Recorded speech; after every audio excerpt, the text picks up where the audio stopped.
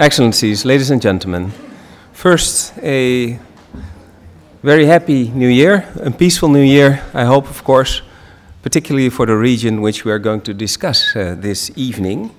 On behalf of the Middle East and North Africa Department of the Dutch Foreign Ministry, a warm welcome here. Warm welcome here inside, while it's quite cold outside. So you made a big effort to be here tonight, and we're very happy that we have quite a number of distinguished ambassadors here in the audience, also many scholars here and students, I hope. Are there any students here in the hall? Good, great. So especially during the Q&A, I will give you an opportunity to ask questions, as long as they are smart questions, of course. Now, tonight's title of the Henriette van Lynden lecture is Guns and Borders, Libya's Arms Bazaar Fueling Conflicts in the Arab World. So it sort of summarizes what we are going to discuss tonight, but in a much more nuanced way than the title, of course. My name is Ernesto Braam. Now, in the Middle East and North Africa, order has eroded in recent years due to the uprisings to armed conflicts. In a number of countries, we see internal conflicts, we see fragmentation in countries like Syria, Iraq, Yemen, Libya, and a number of other places.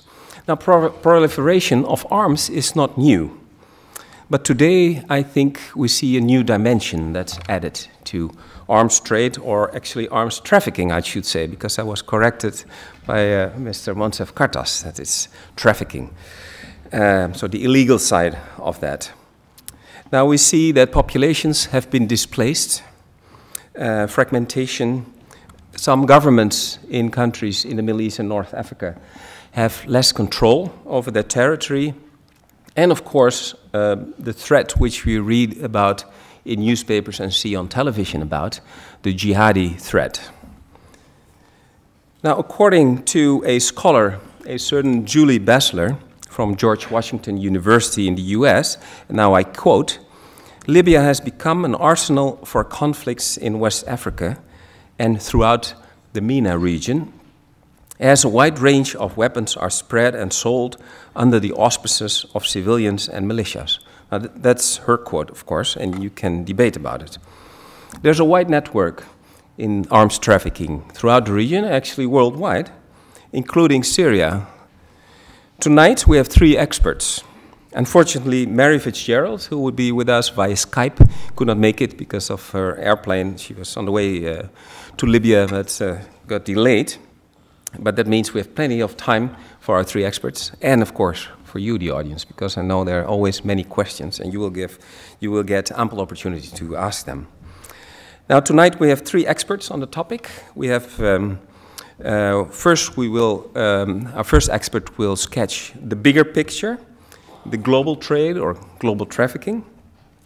Then the second speaker will zoom in on the region, on the Middle East and North Africa. And then we will go into the role of Libya as an arms hub in the region. After that, we'll have a brief panel discussion, and then we'll involve the audience, so all of you, and also people who are not here but are watching via live stream and want to tweet in the discussion. Now, Anna Macdonald, our first speaker, is the director of Control Arms in New York. Control Arms is a global civil society alliance.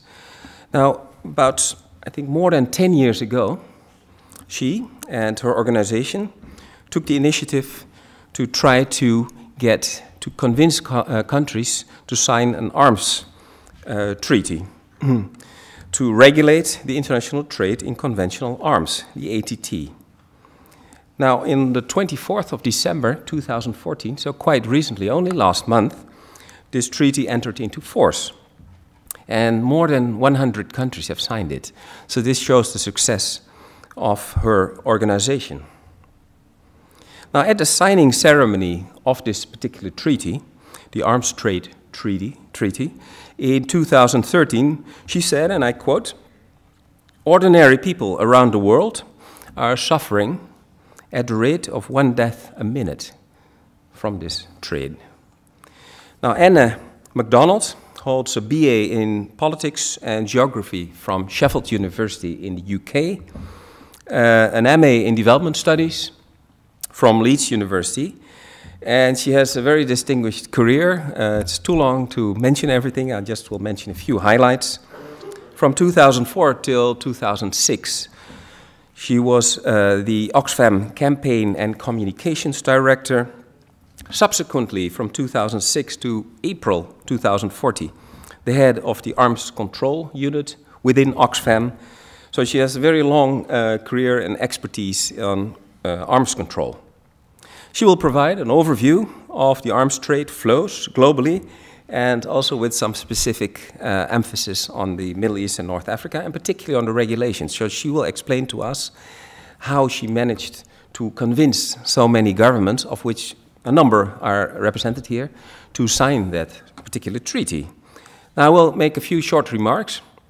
First, I ask you to switch off the ringtones of your phones or other mobile devices, because if I hear the tone, I will remember it and not give you an opportunity to ask a question during the Q&A.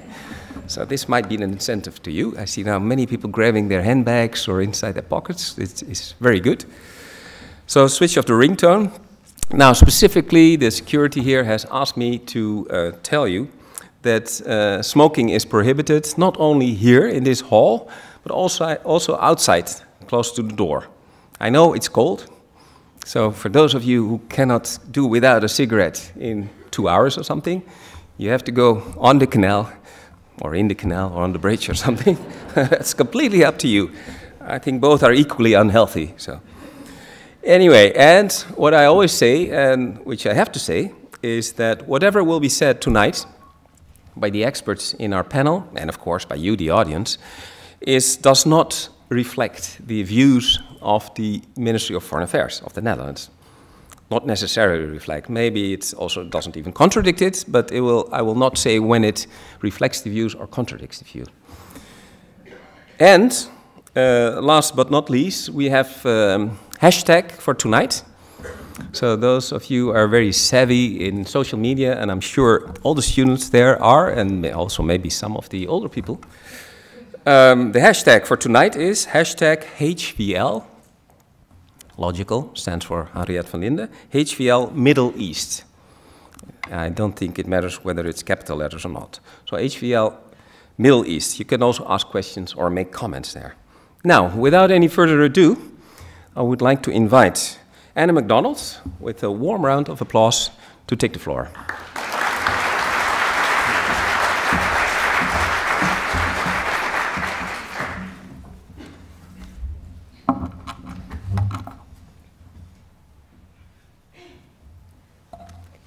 This is an amazing piece of paper because it has the power to save lives and protect people. This is the Arms Trade Treaty, and it took many thousands of people more than a decade to turn it from being an ideal, a dream, into a reality at the UN, and now a treaty that has become international law. I'm going to talk about why such a treaty was necessary and what its potential is now to actually have an impact on reducing armed violence and the suffering experienced by so many millions of people around the world. The arms trade is out of control. Not only do one person die every minute, but millions more are forced to flee their homes, and the link between armed violence and poverty is inescapable. It's the main reason why an organisation like Oxfam that works on development and humanitarian issues got involved in working in the arms trade. The daily weapons of mass destruction, a quote from former UN Secretary General Kofi Annan, the weapons that kill people every day are circulating around the world. The lack of global regulation makes it far too easy for unscrupulous arms dealers or unscrupulous governments to ply their trade with impunity. Small arms alone kill an enormous amount of people every day. The death toll higher annually than that experienced by those in nuclear devastation. And it's not just the deaths that are causing so much problem. For every one person that dies, 10 more are injured.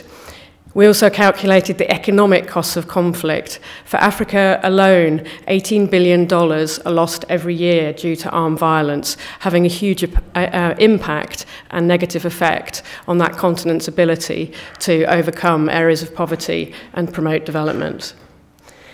And it's ordinary people that are suffering. Ordinary people like Justice from West Pokot in northwest Kenya, caught in the crossfire of a cattle raid in his village, and now with a disability that makes it very hard for him to earn a living.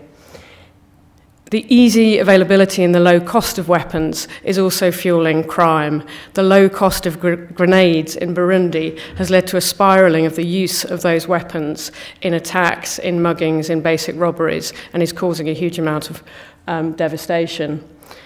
All governments are involved in the arms trade. These are the top 5 arms exporters, but it's a really interconnected trade. That's one of the key things about the arms trade, is it's incredibly globalized.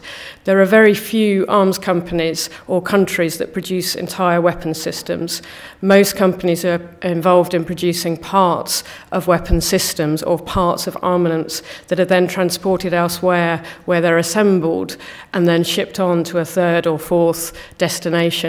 A kind of flat pack IKEA approach to the arms industry, which again makes it really hard, or has made it hard, for there to be effective controls. That's why NGOs, non-governmental organisations, came together back in 2003 and launched a campaign to try to bring the arms trade under control, saying enough is enough, governments must take responsibility and must reduce the suffering that is caused by an unregulated arms trade. When the campaign was launched, there were only 3 governments, Mali, Costa Rica and Cambodia, who thought that the idea was feasible and publicly supported it. Most governments around the world said that we were crazy and it would never happen. And that was good, because when governments tell you that your campaign idea is crazy, you know that you're probably doing the right thing and aiming for the right sort of target. Importantly, it was a campaign that took place around the world, in every region of the world and in most countries.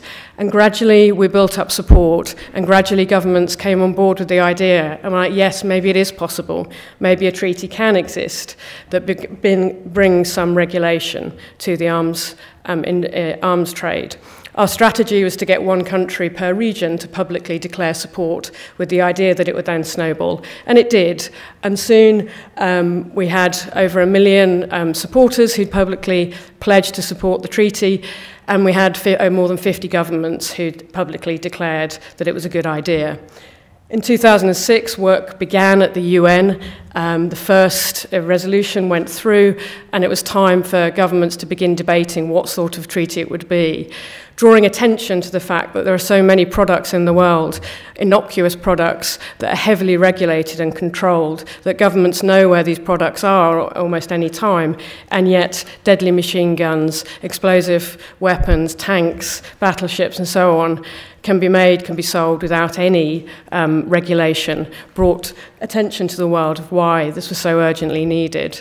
Producing reports and being able to disseminate those directly to decision makers was key, as was the crucial voice of survivors.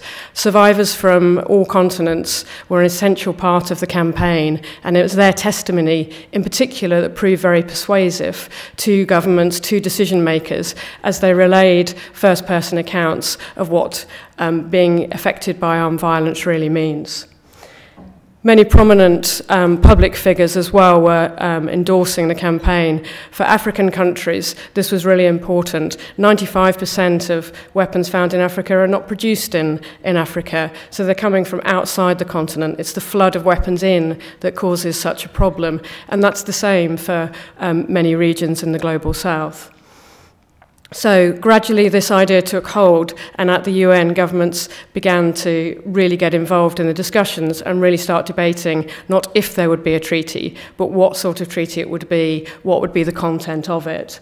Governments work together with civil society. We started debating the specifics of how human rights must be at the heart of the treaty, how humanitarian law violations must be a critical risk assessment, part of the process that governments consider before they authorise a transfer anywhere. And the UN was getting involved too. Supportive statements from the Secretary-General and others also helped in building that momentum.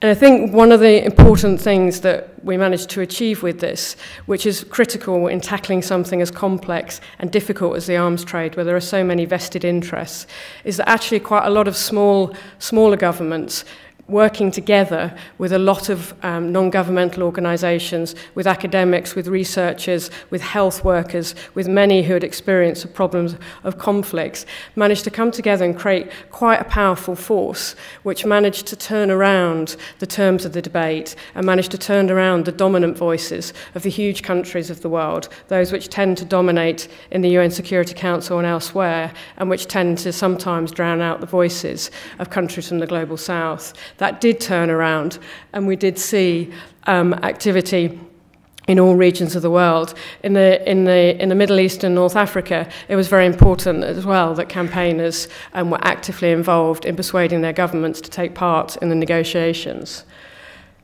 A critical issue that you'll hear more about as we move through the speeches tonight is the role of ammunition in the arms trade. There are many parts of the world, particularly the Middle East, where when you look and examine the weapons that are being used, they're often quite old. They're often weapons that have been in circulation in previous conflicts and have recirculated, have gone across the borders and been responsible for fueling conflicts elsewhere. Libya's weapons that have moved to so many places and fueled such terrible atrocities, such as those seen in Mali, are perhaps a classic example.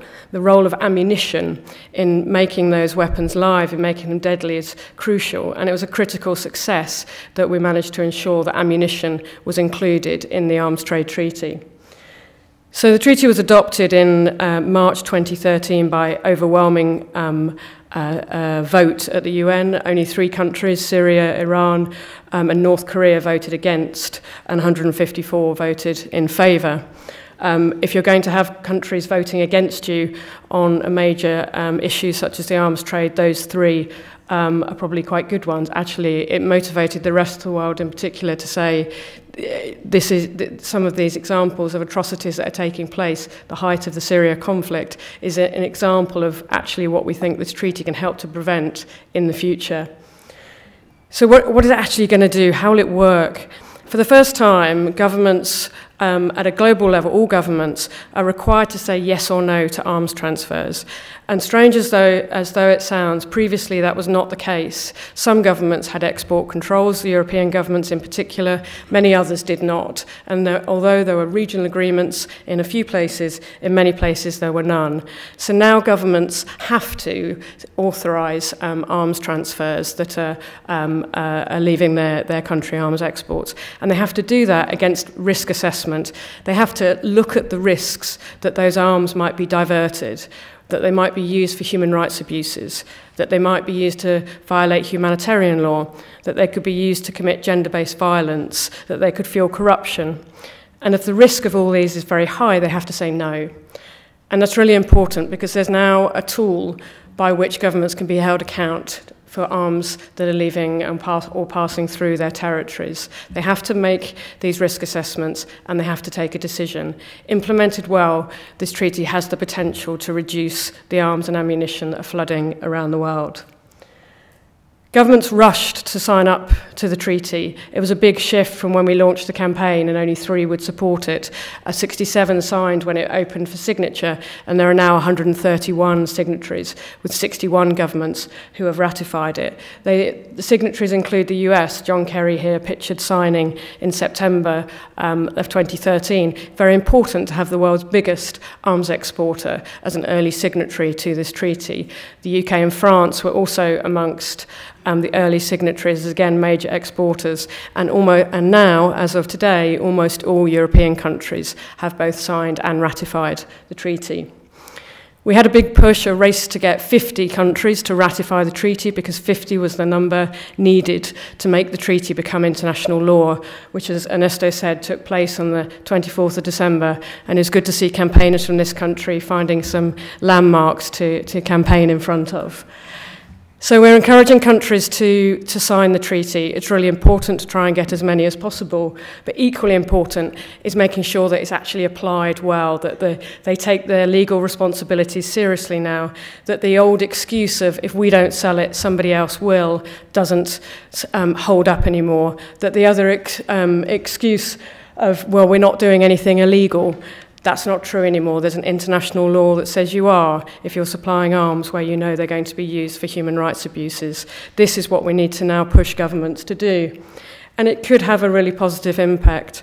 The majority of countries experiencing high levels of conflict or armed violence will never meet the Millennium Development Goals or new goals being set in the post-2015 agenda. It's too difficult for countries experiencing such violence to overcome poverty. Critically, this could increase transparency. The secrecy that shrouds the arms trade is a major problem. It's a major reason why there are such strong links with the drugs trade and with corruption. So by the fact that governments will have to provide reports, public reports, every year on what they've done in relation to their arms transfers is really important. Reducing diversion is critical. Almost all arms that end up in illicit hands, where the most serious problems occur, start off in the licit or legal trade. So we have to regulate and control the legal trade to stop them shifting over and being diverted into the illicit market, which you'll hear more about shortly, particularly in relation to the Middle East. So change can happen, the impossible can become the possible, and by working together we can push governments to really make a change and try to reduce the damage that's being done by armed violence and conflict everywhere. Thank you.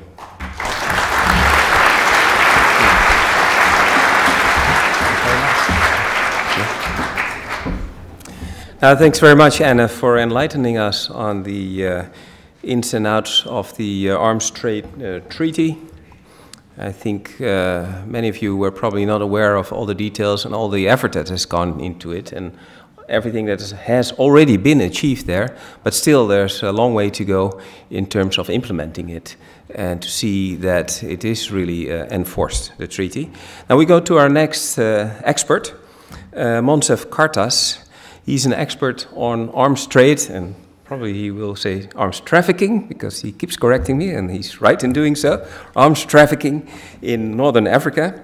He's actually a project coordinator of security assessment in Northern Africa with the Small Arms Survey.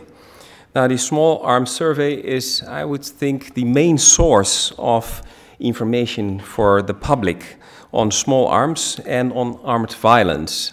So if you have an opportunity, you don't have to do it right now. You might.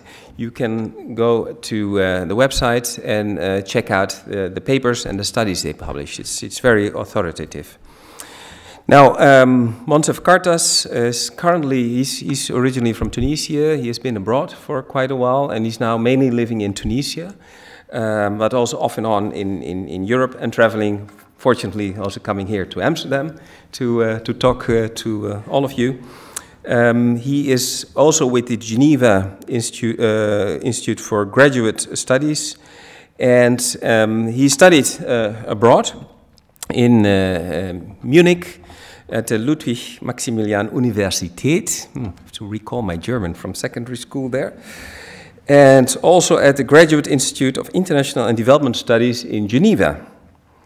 Now he will zoom in further, like we got the broad picture now and all the finer details from Anna, and Moncef will zoom in a little bit more into Northern Africa, particularly Tunisia and Libya, and so to give that a little bit more of relief. And we'll focus on the destination of arms, on the borders, the armed trade, etc. So now, again, to a warm round of applause, I invite Moncef Kartas. Take the mic.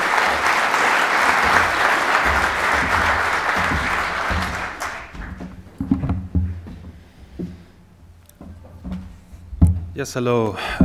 Many thanks for appearing in such high numbers here.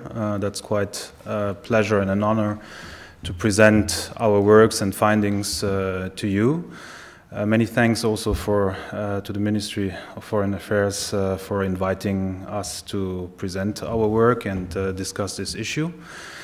I will basically present a couple of quick points. So first I will start with a brief introduction to what the security assessment in North Africa is, followed by presenting basically the main findings of our current analysis. It will be followed by an introduction of understanding how we had this emergence and these high numbers and the consolidation of armed groups in Libya. Then quickly I will enter and try to explain the notion of the predation economy that has emerged and installed itself in Libya. Finally, I will quickly highlight the main trafficking dynamics and trafficking routes that we could identify. And for the end, as a kind of synthesis, so to say, discuss the effects of Libya on arms trafficking in North Africa and the Sahara-Sahel region. So the Small Arms Survey is a multi-year project that has financial support of the Ministry of Foreign Affairs of Netherlands, Switzerland, and Denmark. We see ourselves as a resource to support those engaged in building a community safety or a safer environment in North Africa. We have basically 4 pillars. I think the screen is not quite fitted on this one. We have 4 pillars on which we are working. One is on armed actors, the other is weapons and markets. Then we have measures and programs, so that's basically all the issues that concern security sector reform, demobilization, disarmament, reintegration of combatants, and finally armed violence. Okay, sorry. Our focus of analysis has been so far mainly to develop baselines on ammunition and small arms and light weapons. And for that, we actually had the chance to conduct an ammunition profile in Libya right after the conflict, which allows us then, in this case, to understand what's the composition of the ammunitions that have been used during the conflict. And by having regular updates on that, we can see if there are actually changes in the ammunition that is used in Libya. And this is, for example, a good indication that there are other sources, new sources of trafficking coming into Libya. We have also conducted a nationwide survey with 1,500 households in the summer of 2013 in Libya. A real on-the-field household survey, so going from doors to doors, basically looking at security perceptions, asking, so to say, about security providers, justice providers, and also looking into the issues of victimization. That means asking questions about who has been a victim of crimes or armed violence, and also on firearms holdings. And a large part of our work is actually based on field investigations. Mainly when we look at trafficking and insecurities at the border, or if we look at armed groups and transborder movements of those armed groups. And finally, also when we look and try to document efforts and processes in terms of security sector reforms and demobilization, disarmament, and reintegration of combatants. So the main findings of our research so far is that we could really identify that the south of Libya, especially the Sebha region, has really turned into a main hub of small arms and light weapons trafficking. Further, we see that in this hub, it's both a center of collections of weapons within Libya, and also of weapons coming from outside of Libya, and it's a center of distribution, so of proliferation of small arms and light weapons in Libya and outside of Libya, in the region. We have also noticed that basically tribal armed groups have taken over large parts of the trafficking networks, and also, you could say in that sense, with it integrated large parts of the informal trade. And this has a very strong impact actually on informal trade, and I will make it a bit clearer later why this is important, because actually this is a resource of and a way of living for a lot of communities living on border areas and regions. One of the major impacts that we see is an increasing insecurity for those people, and less opportunities, so to say, for those who are not engaged in trading and in trafficking, so to say, dangerous or illicit goods, and with that making the livelihood more difficult. Finally, and in the same logic, we can observe a real paramilitarization. That means that traffickers and trafficking on the trails is more and more accompanied by the use of small arms and light weapons, but of quite high firepower.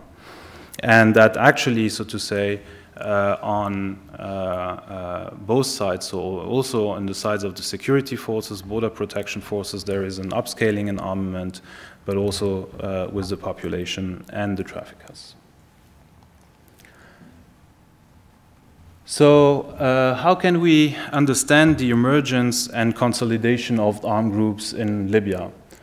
Well, the number of armed groups has risen for basically two main reasons.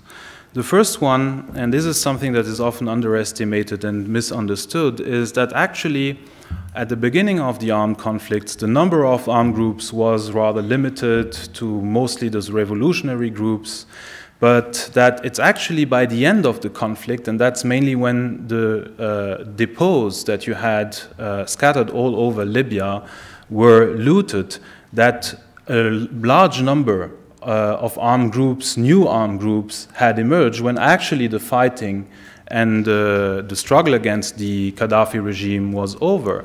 Large part of those people who have joined those armed groups were actually criminals who had been freed from prisons, but also people who had no other activities, and so in being part of an armed group, an opportunity to make a living out of it.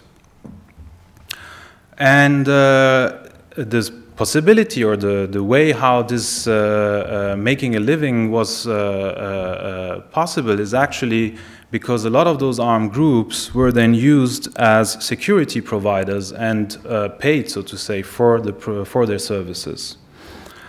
And so one of the major problems is that there has been quite poor decisions at the time by the NTC, so by the transitional government, in their understanding of how to demobilize and reintegrate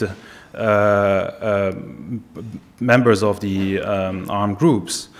And the problem is actually that when they mandated those armed groups to provide temporary security services, they made absolutely, or they robbed themselves basically from the possibility to have an oversight and a control over those armed groups, because they did not, so to say, disintegrate the armed groups, take the members of the armed groups into the state security and armed forces, but let the armed groups to remain, so to say, autonomous as a whole, and actually having also absolutely no control over who has been enlisted, who was member of the armed group. So basically the head of an armed group would say, I have 300 members, I have 50 members, and he would register his men, and the government would actually pay salaries to these people of the armed groups. So a thriving business has actually emerged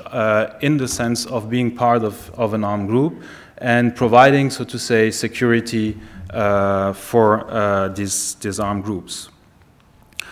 two of these bodies that were ill-defined and ill-conceived, one on the one side as a kind of police force, the Supreme Security Council that were established in many cities, mainly in Tripoli at the beginning, and a kind of paramilitary or military force as a stopgate measure, so to say, for the lack of armed forces, the Libya Shield Forces. So what actually those temporary bodies managed was actually to increase the autonomy of these armed groups and to strengthen the community identity over the armed groups to which they belong, rather than seeing themselves as belonging to the security or armed forces of the Libyan nation. The other problem is obviously also that there has been an absence of a credible state forces, and also that leading figures of armed groups had co-opted the institutions of the state, for example, the Ministry of Interior or the Ministry of Defense. That is, that they had positions in those ministries and also could then use, so to say, the resources of the state to increase the strength and the power of their group.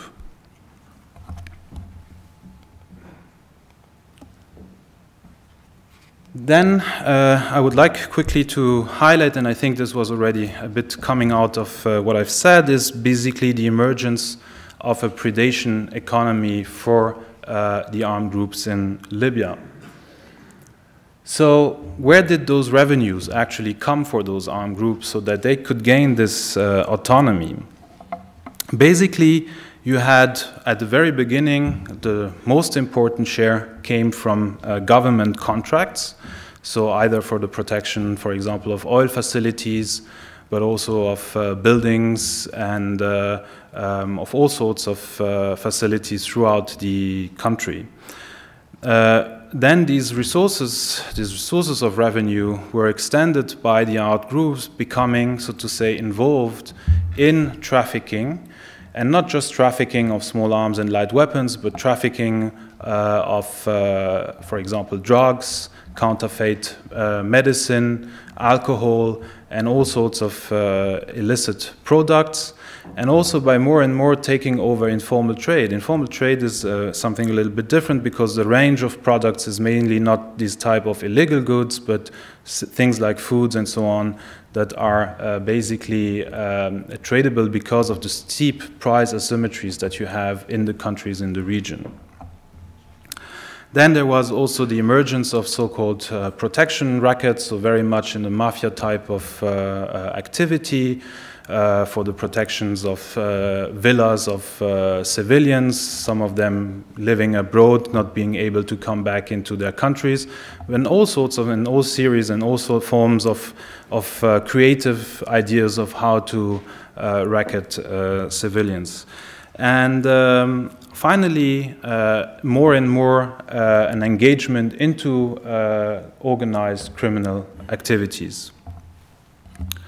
So what we see in a predation economy is actually that there is a struggle between and among the armed groups over the control, for example, of neighborhoods, of the trafficking trails, of markets, and also of the ways to get government contracts.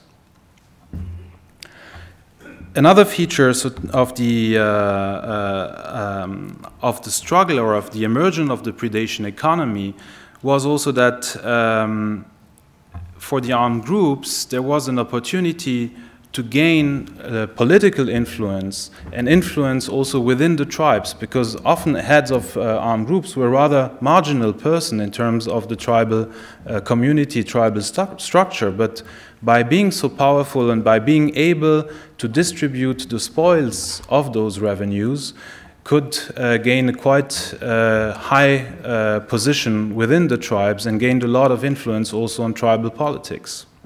The problem, however, is for them to retain that position, they have to be able to continue to distribute those spoils.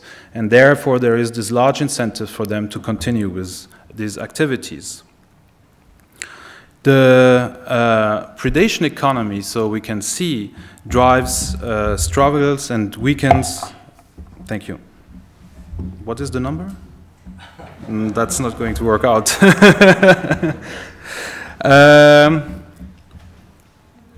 So predation economy weakens the state, and in this case, and I think we will hear more about it from Professor Vandewalle, of an already very fragile state, and is also undermining all incentives to negotiate political solutions in the country. So very briefly, I will then highlight some of our results in terms of the trafficking routes that we could identify in Libya and out of Libya. What you can see is basically here, where you have the main star, that's Sebha and its region, which has become, as I said, one of the major collection centers of weapons into the country, but also weapons that are coming from abroad that are then basically brought together, bought by traders, and at the head of those trafficking networks, we find now those armed groups. And this is very important because for the armed groups, it provides them the possibility not only to have a source of revenue, but also to adapt their armaments according to the specific needs that they have at the moment. What we also saw is basically that we have new traffickers, with the emergence of new tribal traffickers in the networks.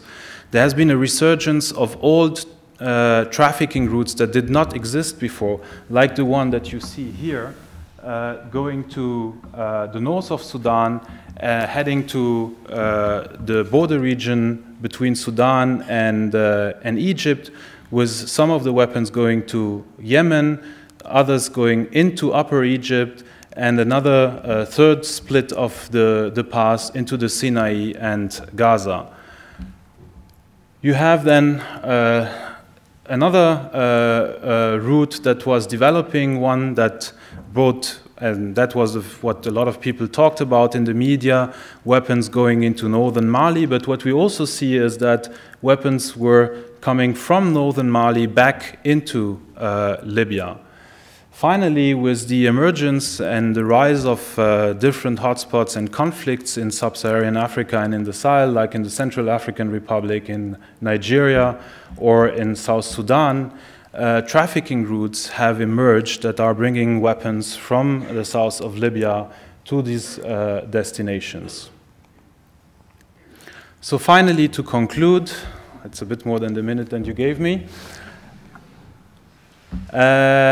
we can understand, or we can highlight and see what were the main effects, or what are the main effects of the emergence of this trafficking hub. Well, first is that we have to understand that arms trafficking in the region has always existed before. So it's not like it's a completely new feature, and we cannot, so to say, blame Libya for everything and the situation in Libya for the fact that there is now arms trafficking in the region. It's not like it didn't exist before. The big difference, however, is that what we see now is an increased availability of weapons with very high firepower. So not just the Kalashnikov type of things that you know, but weapons with much larger ammunition, 14.5 millimeter anti-air gun craft, or the 106 recoilless rifles, often also mounted on what is often called the technicals, so basically Toyota pickups. And that is actually changing a lot the dimension of the armed violence, and we could see it in the conflict in northern Mali, how important that impact was. Secondly, and that is one of the most disconcerting effects of the situation, is really this paramilitarization of the trafficking trails. And there is really a kind of race towards an armament race, you could say, between state forces, but also the population, because they feel very insecure in those situations. Also demand, and with that the demand for weapons again is increasing, seek to have weapons to protect themselves, try to protect themselves against the insecurity and the traffickers themselves increase also their armament, and you see in what kind of spiral you are, where everyone tries to increase its capacity to harm the other and to protect himself. And finally, I've heard that a few times. no, it's the last effect, and that's the most important one, is that what we have is a highly responsive market, and that is the very new feature. Because of the situation in Libya, there is the capacity of the hub to absorb weapons very quickly, to make a selection of the weapons and to redistribute weapons where they are needed, both within Libya but also within the broader region. And that is actually one of the reasons why we see this increasing insecurity and increasing violence that is accompanying the conflicts in the region. Many thanks. Thank you very much.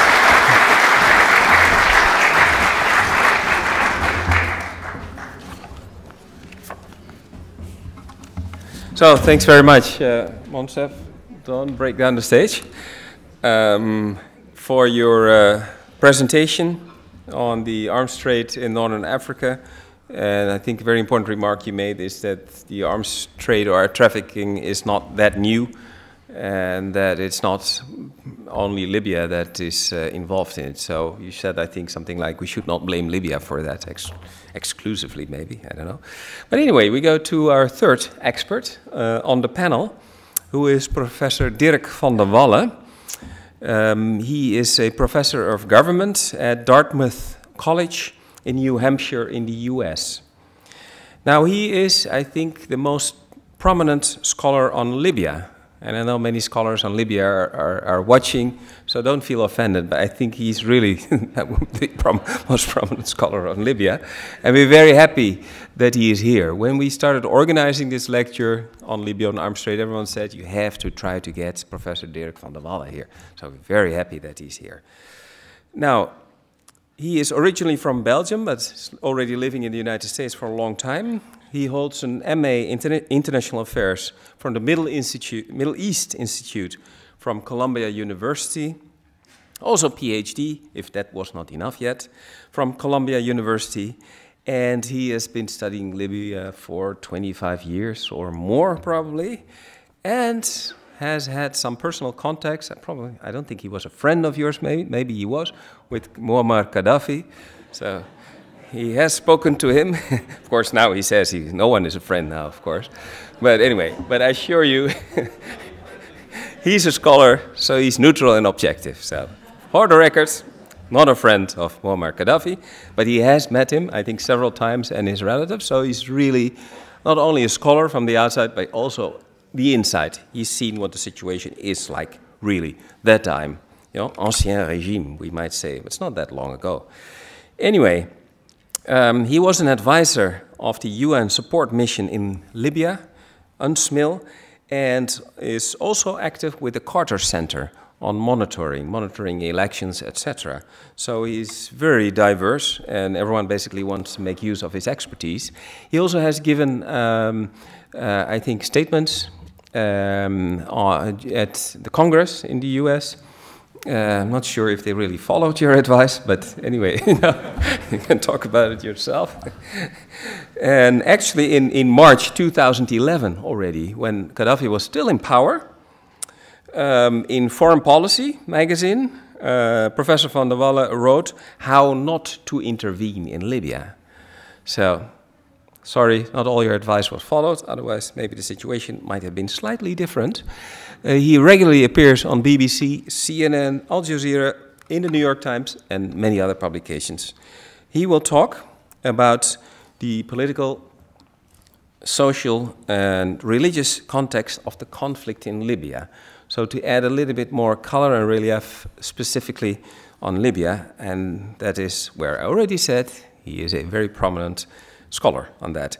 Now, with a warm round of applause, I invite Professor Vandewalle to take the floor.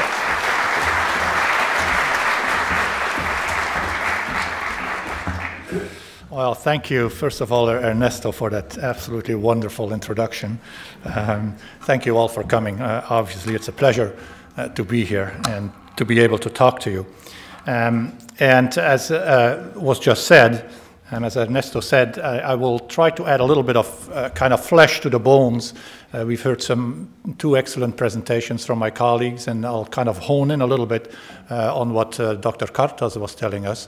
And particularly, I'm interested to tell you a little bit about how, in many ways, Libya really became a case study where the presence of an incredible amount of arms eventually, and really very early on, pushed away what could have been, in my estimation, a reasonably optimistic scenario coming out of the Civil War, and really made that impossible. And, you know, we talk a lot quite antiseptically about arms transfers and arms sales and illegal sales and so on. But I just wanted to say on a personal note that, you know, for many of us who have worked in Libya, and as we went back to Libya after the Civil War, that of course we saw the personal toll that had taken on a lot of Libyans, and a lot of Libyan friends either had disappeared or had been killed during the conflict. So it was quite an eye-opener going back to Libya. There's two things I would like to talk about a little bit tonight. First of all, what the impact has been on the presence of enormous amounts of arms within Libya, taking off a little bit from Dr. Kartas' presentation, and then also very briefly on what it has meant within the region. And I want to start by kind of emphasizing what Dr. Kartas said in terms of the presence of arms in the region, and particularly in Libya. You have to remember, of course, that Libya had been ruled for 42 years by Muammar al-Gaddafi, who, for a number of reasons, and in part also, you know, going back to what Anna has said, because there was so little oversight internationally on this, a man who, you know, bought an enormous quantities of weapons for Libya. And when the Civil War ended, I mean, during the 1970s and the 1980s, for example, Libya had, as a Middle Eastern, North African Middle Eastern country, bought per capita the largest amount of number of weapons of any of the countries in the region, delivered by the usual suspects, of course, that I think Anna also talked about. You know, very little oversight within the countries that sold the weapons, and so by the time the Civil War started, there were roughly 36 major depots of arms. You know, hundreds of thousands of weapons available. Just to give you one example, there were an estimated 20,000 man-pads, as they're called, you know, these portable missiles, and you have to ask yourself, now, what was a country of 6 million people doing with these enormous amounts of weapons? And of course, you know, all of that is fed into the ideology of the regime at the time. Now, the other thing to realize at the same time, if you understand what the impact of these weapons has been on a country, a small country like Libya, you have to understand that at the same time that Gaddafi bought all these weapons, he was also very intent on kind of destroying the local state, you know, making sure that all the institutions that we take for granted in the West really were destroyed, so that it became a very, very personalized country, I mean, in terms of politics. And so, for example, one of the results of that was that Libya really had no truly national army. And so what it relied on was a number of brigades, as they are called, that didn't really have any kind of professional coherence or professional norms, but simply, you know, were held responsible directly by Gaddafi, or, you know, a kind of a coterie of confidence around Gaddafi. And so one of the nefarious impacts then of weapons was that you may remember, you know, in February 2011, the revolution starts, and immediately, as a result of how the Civil War started and then continued, as Dr. Kartas has described also, you know, there were a lot of groups got access very early on to these enormous depots of weapons, starting with the Katiba in Benghazi, and then kind of very quickly spreading throughout the country. And when Tripoli fell, and then when Gaddafi was killed at the end of October 2011, everybody, including myself, even though we had watched Libya for a very long time, and we knew there were all kinds of real problems coming down the road because of the reign of this dictator Gaddafi, who had left so many vacuums, both politically, socially, etc. Despite that, we thought that there would be an opportunity for Libya to really become a success story in terms of the Arab Spring countries, the uprisings against local regimes. And the reason for that really had to do, in a sense, with what I've just described, this vacuum that existed within Libya. And we thought that, kind of starting from a blank slate, that it would be very easy to build up kind of the professional organizations, including a professional army, police force, etc., that you need to run a country. And then very quickly what we saw was that the opposite had happened. And no one really could have imagined this, but these militias didn't disarm. And as a matter of fact, as Dr. Kartas also described, rather than disarm and rather than kind of be dissolved into a political system, we saw the exact opposite. We saw that these militias were getting strengthened, and indeed, also as Dr. Kartas described, from an initial estimated 40,000 people that kind of fought as Tuareg, as revolutionaries in the Libyan war. Very quickly, we saw this number increase to roughly about 250,000 after the civil war, all claiming to be Tuareg, because, as Dr. Kartas said, they could get money. So what you saw was a country that became very, very quickly highly militarized as a result of access, very, very easy access to these weapons that had been in the country.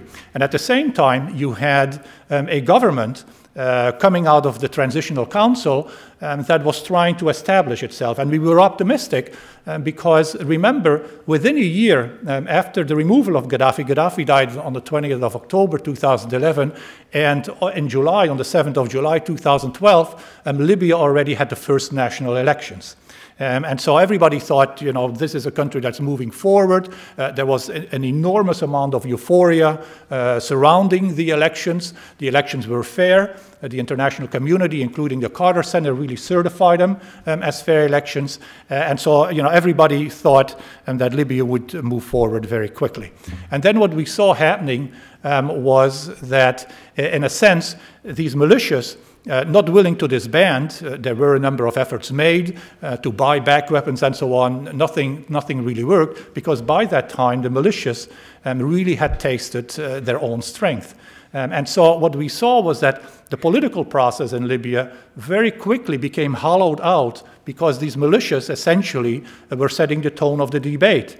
And as a matter of fact, we had a number of instances where, when the political process made a decision, when the government, the General National Council made a decision, that in effect the militias would physically march on the parliament building, surround it, even invade it, and force lawmakers to take certain decisions that were really quite contrary to the interest of the country, of Libya, but were really in the interest of the militias. And the biggest example we have of that was the political isolation law, which was a law meant to make sure that none of the Gaddafi loyalists were able to work in the new Libya. It was very, very clearly inspired by the militia, who, of course, by that time really had become very powerful.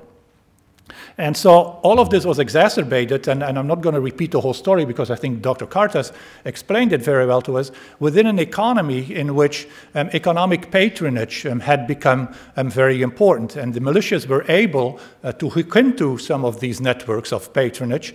And as a matter of fact, to give you a very quick example of how nefarious these militias had become for the economic health of the country, when the civil war was done in October 2011, Libya was spending, out of an annual budget of roughly 56 billion dinars, was spending 9 billion on subsidies and salaries. Within 2.5 years, that number from 9 billion jumped to 23 billion. So it gives you a very good idea, of the kind of economic importance that these militias that had to be paid off, constantly paid off, and remember, they had swollen from 40,000 to 250, 260,000. All of these people had to be kept satisfied, and the government essentially had to pay up. And it was really a very ironic situation, because what you had was a government that was paying militias who were really intent on destroying the government. Very difficult to understand, but nevertheless, within the Libyan context, that is exactly what happened. And so, in a sense, what I've been trying to give you is, how to explain to you how easy access to weapons, the inability to disarm these militias, really influenced and pushed the political process in Libya, certainly in ways that the Libyans didn't want, and certainly not in ways that the international community would have expected. Let me say a very quick word, again following up on what Dr. Kartas said and what Anna also said, the impact on the region of these militias and of the easy access to weapons. And I see kind of what I would call direct and indirect consequences. And the direct consequences are the ones that Dr. Kartas has more talked about. He has told you about the kind of struggling, the access to patronage that kind of perpetuates it. He told you about the specific instances of smuggling. The one he didn't mention was the smuggling in human beings, which is now the number one moneymaker in Libya, facilitated in part by the militias, of course leading to an enormous illegal migration. There are now 10,000 people getting channeled through Libya toward Europe on a monthly basis. And the second part, of course, also as Dr. Kartas said, the fact that these militias have started to infiltrate the informal economy and continue to do so. And then finally, of course, because of the porous borders that exist, the vacuum of power that has existed in Libya since the revolution, the fact that a lot of radical Islamists have been able to gain access to the country. But I think in many ways, these are really dire consequences for a political system, but the indirect consequences, I think, are equally strong. And by indirect consequences, I meant that when the revolution had taken place and was over by, let's say, the end of October 2011, everybody had really expected that Libya would become a really responsible player in North Africa. And during the initial months of the new government, particularly the Al-Kib government, there were a number of initiatives that had been started by the new government to really kind of refurbish the image of Libya after all the damage, of course, that had been done to it by the Gaddafi regime. And very quickly, in a sense, because of the persistence of the problems, because of the persistence of chaos, Libya's role, rather than becoming a responsible regional player, really became one, of course, in which the country has become a major source of instability for the rest of the region. So all of these problems, of course, continue until today, even though there's negotiations going on, and UNSMIL is involved again in some of those negotiations. But the basic problem in Libya really remains that because of their access to arms, easy access, the control of some of these depots and so on, that the militias continue to dominate the political landscape, and that for the foreseeable future that will continue to be so. So it is not a very positive scenario that has happened in Libya, and because of what has happened, I think does not augur terribly well either for the immediate future of the country. Thank you.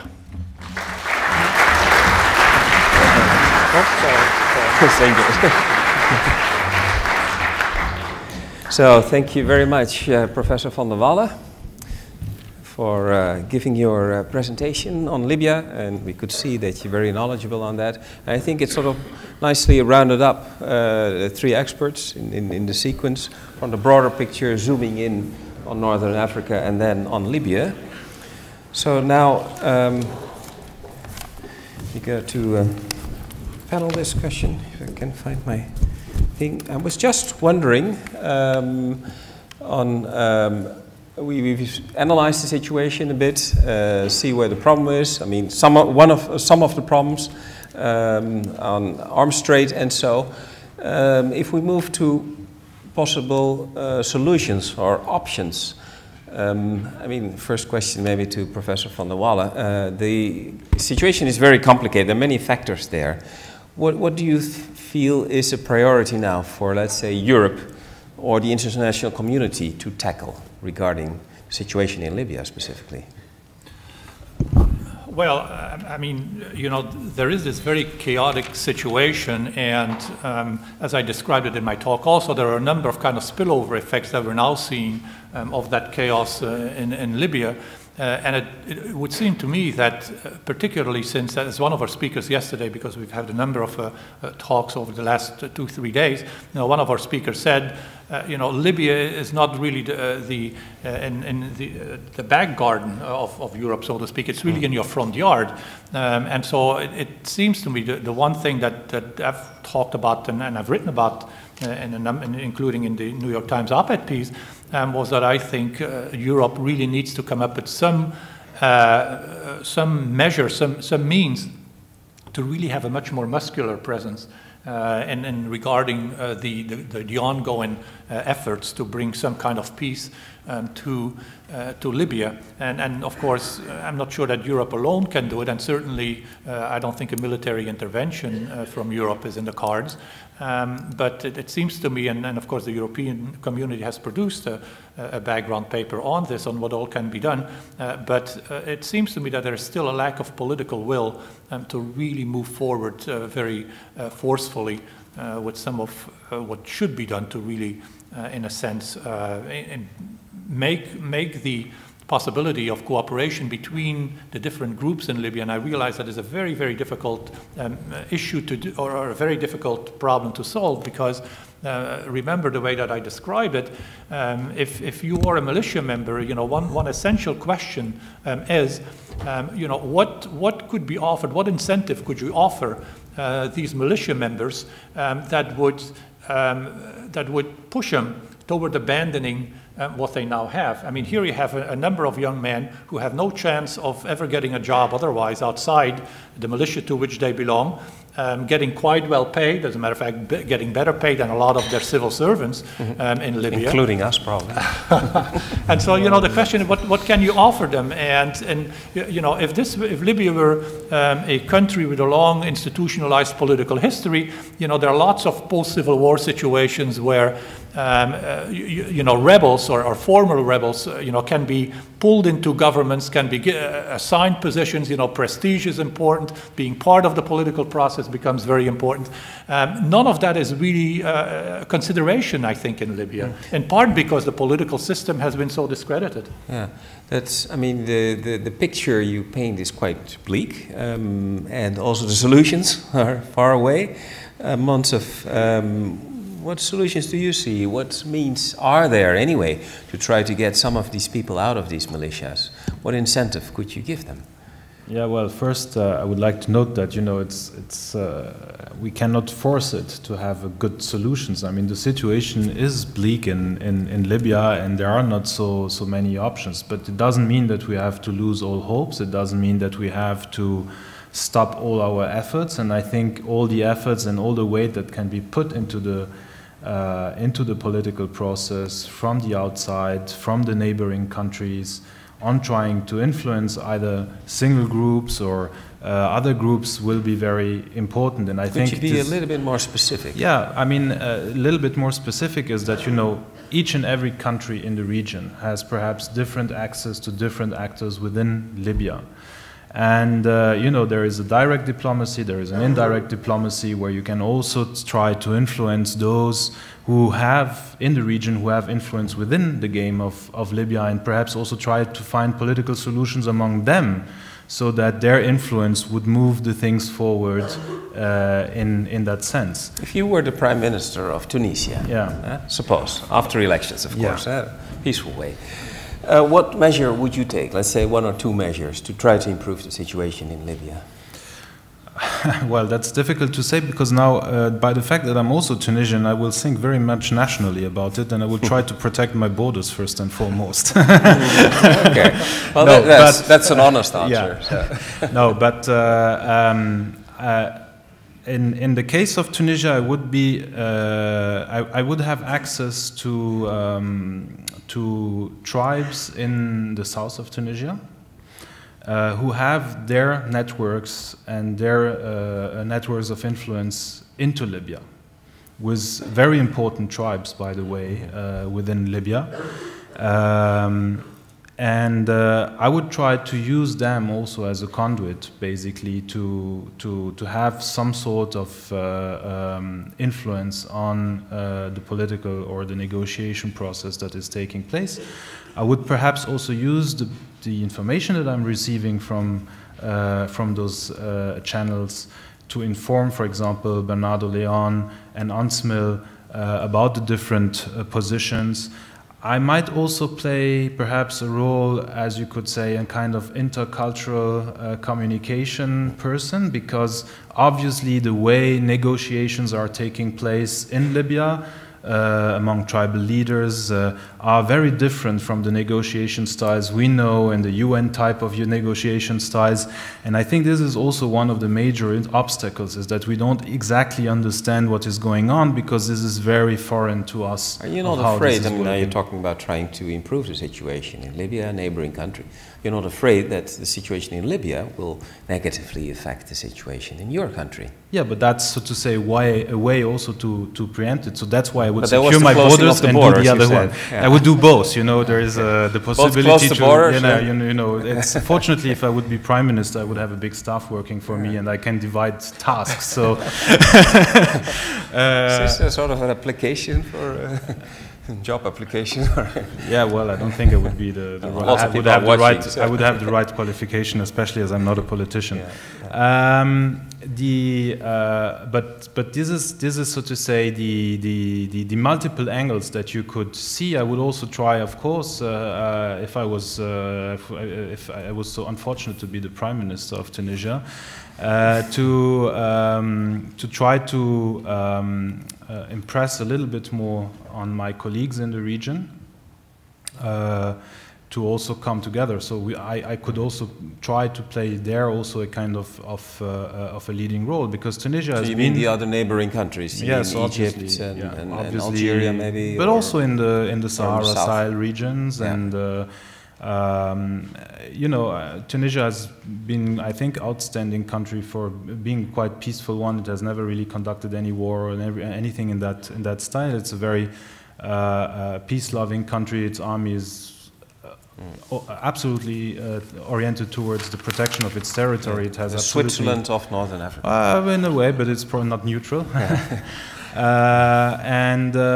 So I see a lot of potential for countries like Tunisia to play a role on those issues, and it might be in its interest. But that's the one side. The other side is obviously the revenue side of the Libyan militias, and I think one of the main options that we have is to approach and try to dry out, so to say, some of the sources. We will never be able to dry out all of the sources of revenue for the militias, but there are some where we could act upon.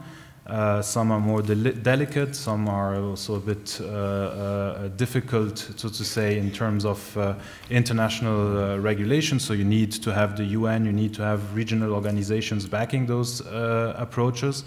And I think what we have to do also is to focus on that, on the issue of revenue very much from a organized crime perspective, understanding also how financial flows are functioning in trafficking networks, seeing what we can do to stop these informal financial systems. Okay, thank you. Well, this sounds very sensible. You might even get elected if you don't watch out in this kind of a platform. We bring in Anna. In the bigger picture, you have a lot of experience with UN and with advocacy and lobbying.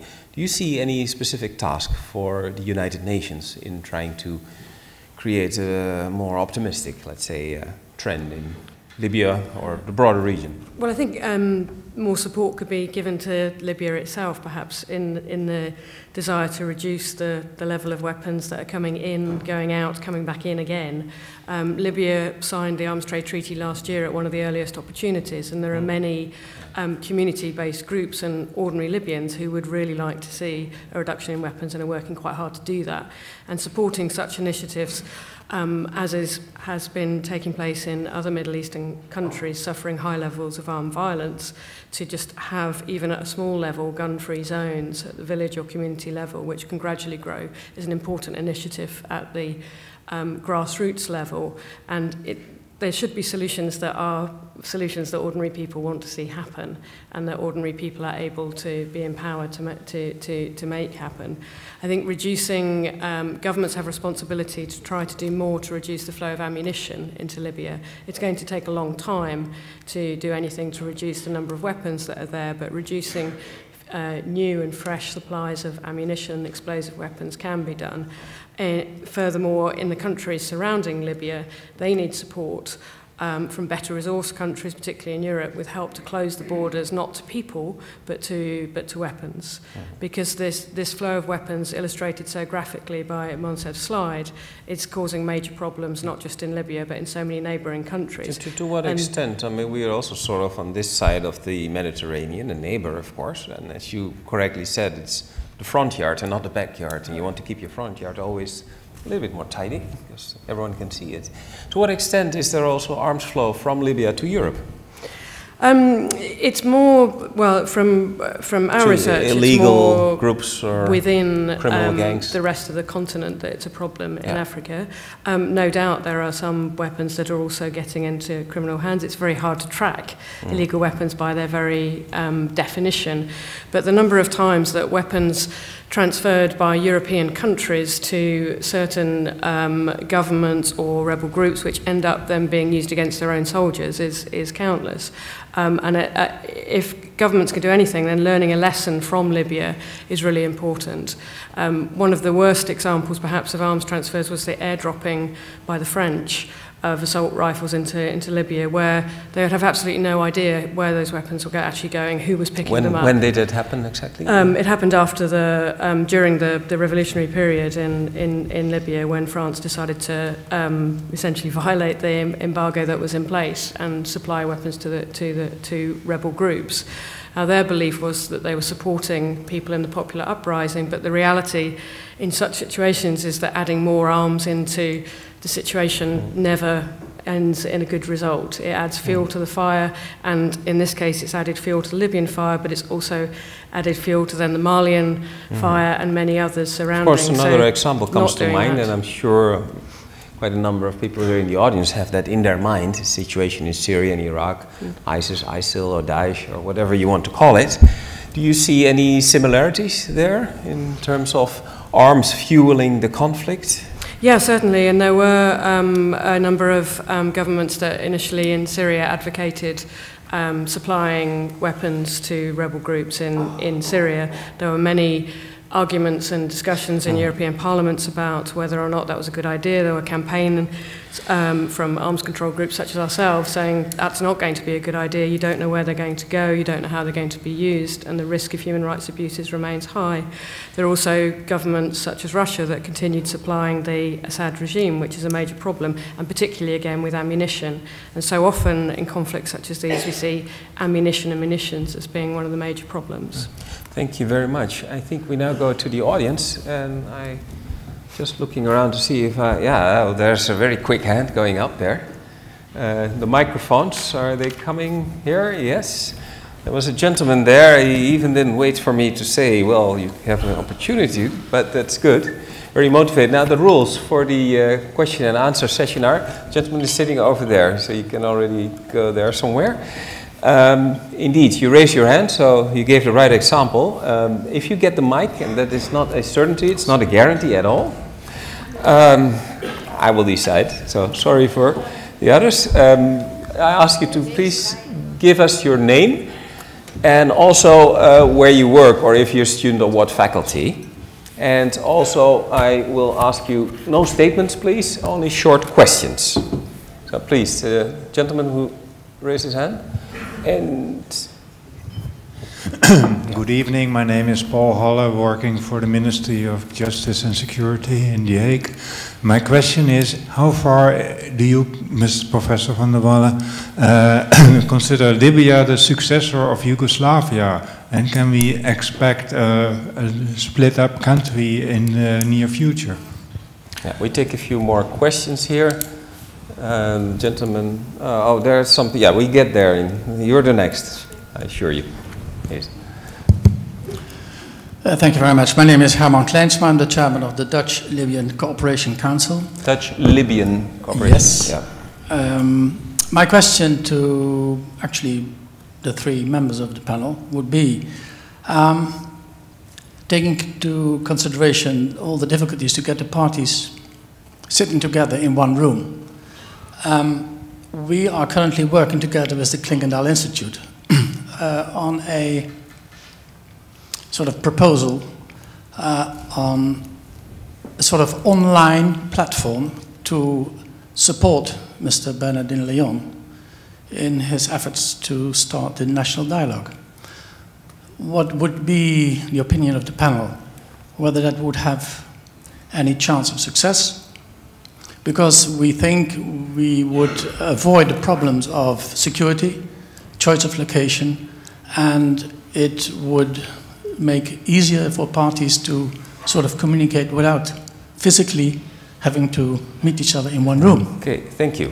Thank you for that. I think the question is clear, I hope. Yeah, okay. And then we go there, because I promised a lady over there to get the mic.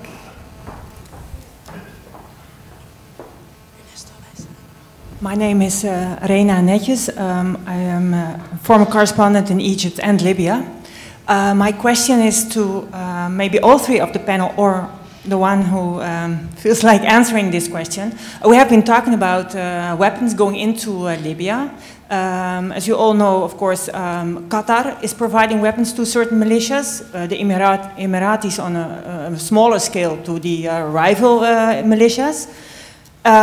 And European countries are delivering weapons to Qatar and the Emiratis. I mean, we can as Europe, not provide weapons to Libya, but then still weapon transfers from European countries to Arab countries who do deliver to Libya is going on. How can we prevent that? That would be my question. How can you prevent this sort of circular trade? Yes, even if Europe is not selling weapons to Libya anymore, then Arab countries do, and we are still selling weapons largely at large to Arab countries. I'm sure Anna has an answer to that. Yeah. We get another one more for this round. Yeah, we go here to the front. Hello, my name is Elias Shirali. I'm a student at the Leiden University College in The Hague, studying global challenges. Within our course, we've constantly been discussing the difference between peace and justice. And as a scholar, Dirk Vandewalle, extremely experienced in Libya, I tend to question myself, you might have seen this coming, the conflict or the problems that have arisen in Libya after Gaddafi's fall. So I question myself, why do we tend to choose for justice instead of peace? Maybe keeping Gaddafi or not having had the intervention, or maybe even, let's say, having let him escape or not being gone that road, you might have had peace instead of the turmoil that is now occurring. Do you think there could have been a different way of intervention? And also, don't you think the problem lies that after an intervention has occurred, that the coalition does not tend to stick around long enough to actually set up a proper government? We tend to intervene, remove the dictator or the leader, and then disappear. We don't stick around long enough. Okay, what is your opinion on that? A little bit like a statement kind of question, but very smart you phrased it. Sort of dilemma there, I think you mentioned, like peace with Gaddafi or justice without Gaddafi, if I may summarize it, but in an unnuanced way. I look forward to the answers here from behind the panel. Now the first was for Professor Vandewalle. I think whether Libya is sort of a successor, or maybe comparable, I think you meant, to Yugoslavia. Huh? Well, yeah, I mean, I think the question was, you know, what the likely scenario is in the sense of, you know, will we see kind of a repeat of Yugoslavia? In other words, Libya breaking up. And it's an important question because, you know, you may remember that Libya was really artificially created in 1951. 3 provinces that had been Italian colonies, well, 2 provinces at least that had been the Italian colonies, and then part of the French, what used to be French Equatorial Africa, were pushed together into one country, and none of the 3 provinces was terribly happy about this, but they did it as a compromise because they knew that the danger was that they would probably be assigned again as some kind of mandate after World War II, and so the great powers decided, also for their own interest, because we needed a strategic air base, that is the United States, in Libya, to, you know, artificially create this country. Now, these provinces have very little in common, if you look historically speaking. And as a matter of fact, the man who became king, King Idris Senussi, was not very interested in being king of a unified Libya at all. And, you know, preferred much to be Amir, ruler of Cyrenaica, that he had been since 1947.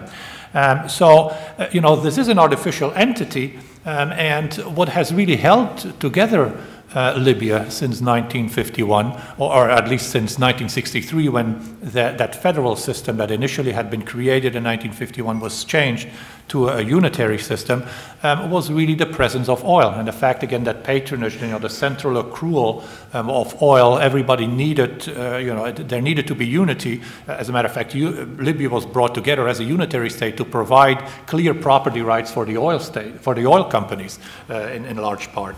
What we've seen as a result of the civil war is that initially no one really talked about Libya being divided. As a matter of fact, one of the battle cries of the revolution was, you know, that Libya was indivisible and unitary.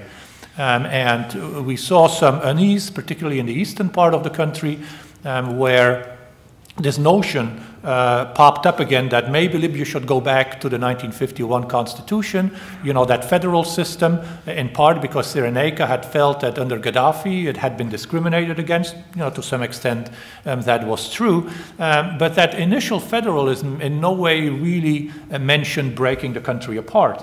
But what we've seen over the last couple of years, and particularly over the last year, is that there are actually groups in Libya that for the first time are starting to talk about the possibility of perhaps breaking up Libya. So that federalism, that initial kind of what I would call a weak federalism, really has hardened among some groups into a position of actually breaking up the country. Now, I think that there is not enough political energy to do that. And I think oil, again, will, and to a large extent, determine the fate of Libya and whether it stays together or not. But there certainly is a feeling among certain Libyans that, you know, the old idea of a unified Libya is no longer really the way it should go. Thank you very much for that. And then the second question was about the interesting online platform which could help Mr. Leon, I think, and set up by Klingendahl Institute in The Hague. Who would like to pick up on that question? I see some blank stares. I think we could have some interesting dispute about this point. Yeah. Well, I mean, I commend any, and I'm not going. I don't want to discourage you to do that. So it's not the point. But I think that, so to say, the capacity for it to have any impact is going to be very, very low, because actually what matters in Libya is to meet face to face. They meet. We have, they do, and we have, and that's exactly where, so to say, the Western notion of negotiating things and the way things are negotiated, conflicts are mediated in Libya, are fundamentally different. It's not an option to sit together with all the conflicting parties at one table and have an argument and dispute things. There are too many cultural issues, rules that are playing into that that such a situation doesn't work. This is how we like to do it in Europe and in many Western countries and other parts of the world, but this is actually not how Libyans like to do it, and there is no tradition for them to do that this way. It's always, and by the way, this is even a diplomatic tool in the international community. That's when you see that our people from the ministries of foreign affairs, or when you see Kofi Annan and Ban Ki-moon and so on, taking one airplane after the other and flying from one capital to the other and so on, you pre-negotiate. You have to prepare, so to say, the table before people can come together. And let's say that the degree of preparation in Libya is far more important than the one you would have, so to say, in international negotiations. And this is something that we have fundamentally to understand. And, you know, unfortunately, we have very little news, especially Western news, on what's happening in Libya. But rest assured that even conflicting parties are meeting regularly, but on a face-to-face basis in Libya right now. I think Professor Vandewalle would like to yeah, pick no, up I think I would agree with Moncef. I think, you know, this is something that the Libyans need to do face to face. Now, how you schedule this, whether you bring all the groups together at once, or if you do, in a sense, what Leon to some extent has been doing, you know, start off at the Ghadames, you know, with certain groups. Maybe then for the audience, you have to explain who Leon is. Bernardino Leon, the now special representative of the United Nations in Libya. And so, you know, there are several ways that you can think about structuring this, and I think he's doing this in a very intelligent fashion. The real problem, I think, is when you talk about a national dialogue, what exactly is a national dialogue in Libya? You know, there's very different interpretations of what that really means. I mean, the word national in Libya itself is already, as I just said, in response to the question about whether the country could break up or not, is already very much a disputed notion. So there's all these kinds of different visions for the country, and unfortunately, and I won't say much about this because it's a very sensitive point, but I think unfortunately some of the people that have led the national dialogue in Libya have just not been the right people to do so, for a number of reasons that are very personal and kind of deal with where they come from in Libya and who they represent and the kind of affiliation that they have within Libya. So there need to be some adjustment, I think, in terms of who participates. I was frankly surprised when I saw the list of people who participated at the Geneva talks, for example. Some rather strange presences, I thought, in light of the realities of politics in Libya. But nevertheless, I think it is a very gradual process. You know, we in the West, and I think Mr. Leon himself is probably a bit impatient. This is going to be a long-term process, much like the institutionalization of the country is going to be a long-term process. But ultimately, I think, you know, this is something the Libyans themselves need to do. And I'm not sure we need outsiders, you know, by technical means trying to shape that political process. Thank you very much. Now we go to the third question, and that is exactly tailored for Anna. There was the question about arms supplies from different countries in the Arab world, but those countries being supplied in the first place by European arms producers or whatever, so it's sort of circulating around. And what can be done to prevent it? And I just throw in another element, because I got a question, or basically a remark, via Twitter from a certain Francesco Vignarca. I'm not sure if he's in the audience, but anyway, gets preferential treatment here. And that is, he says, that's his words, don't want any diplomatic conflict here, there is some evidence about the origin of weapons in deposits. Question mark, we know a lot came from Italy. That's what he says. Anna, please. Yes, Italy was one of the major suppliers of small arms in particular to Libya. So yes, I would agree with the questioner. In terms of European governments continuing to supply weapons to countries that then supply them on to Libya or other countries in conflict, I think the simple thing they can do is stop. It remains a major problem that the Middle East is a huge market for European exporters, and for some European countries their major export market. Research that was done by a number of European NGOs last year showed that while there was a sort of broader perception that arms transfers to the Middle East had declined from Europe, actually it was quite a small blip. So there was a short period where quite a lot of export licenses were either denied or suspended, but then very quickly and as soon as possible, in the eyes of exporting governments, sales resumed. So we saw, in some cases you saw governments that had been supplying the previous regime suspend licenses, pause for a while, the new regime comes in and then they're immediately supplying weapons again, and that has fueled a lot of problems, and we would say not been sufficient risk assessment, particularly in terms of the risk of human rights abuses with those weapons. There is a thing both within the EU common position, which is Europe's regional arms control agreement, as well as in the arms trade treaty, called end use. And end use means that when a government authorises an arms transfer, there is a certificate that accompanies that, which is where the arms end use is. So it is not permissible for governments to then simply transfer that on. That's a diversion issue, and it shouldn't be taking place. But it shouldn't be, but it's happening. So how to stop that? Well, we have to hold governments to account that are violating that. So within Europe and within democratic and parliamentary systems that enable it, there are cross-party groups that are responsible for questioning their governments and holding their governments to account when such transfers have taken place. So that's an immediate thing that can and should happen. And your organisation plays a role in that, informing. Yeah, many of our partners. We have yeah. lots of parliamentarians who are part of international groups that work on the arms trade and who play an active role in both going on field visits actually to see the problem at the end location, and then coming back to their parliaments and asking searching questions of that to the governments. Do you have some questions for our parliament here in the Netherlands? Yep, we can give you a list of those if you like. Not to me, to the parliament, please. But there's also a role for the public and for the media in raising those questions too.